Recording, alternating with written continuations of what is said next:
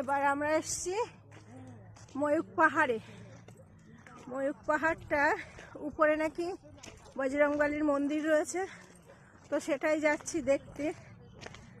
আর দূর থেকে পাহাড়ি অঞ্চল, তো চারিদিকে সব পাহাড় পাহাড়ে ভর্তি।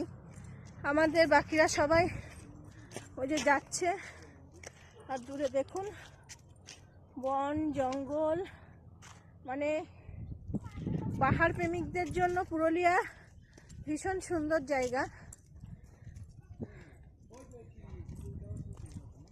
এই যে বাবা, তো ওই দেখো এই যে, তবে শুরু করেছি, এখনো কত দূর রয়েছে সেই বজরংবলীর মন্দির, তো যাই। এর আগে সীতাকুণ্ড গেছিলাম আমরা, সেখান থেকে, তবে সত্যি নিজেকে অনেক সময় ভাগ্যবান মনে হয়, যেখানে রাম সীতা মা এক সময় থেকে গিয়েছে, এ হয়েছে, সেখানেও আমরা আসতে যেতে পারছি। সামনে দেখাচ্ছি ওই যে সিঁড়িটা বেয়ে উঠতে হবে, তো দেখাচ্ছি আরো। দেখেন সিঁড়ি বেয়ে বেয়ে উঠছি, কত উপরে সব।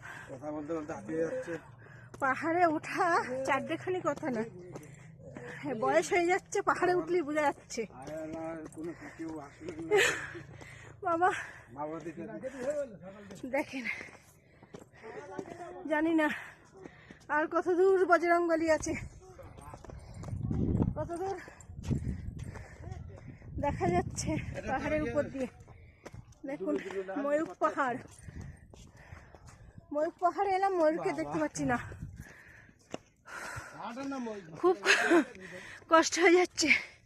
দাঁড়ান আবার একটু উঠি, তারপরে দেখাই। এই যে অবশেষে বজরংবলীর কাছে এসে পৌঁছেছি। পর্বত হাতে করে নিয়ে দাঁড়িয়েছে বজরংবলী, দেখতে পাচ্ছি না।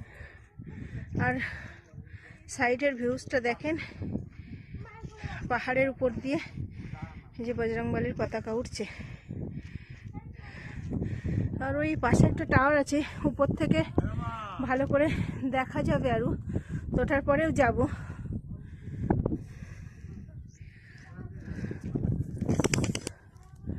তো হেবি সুন্দর জায়গা।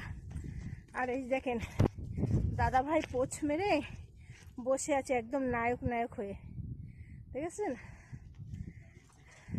এটার পরে উঠে আবার আপনাদেরকে আমি দেখাচ্ছি পাহাড়টা, চারপাশটা শুধু দৃশ্যটা দেখেন, বাও আর বাও।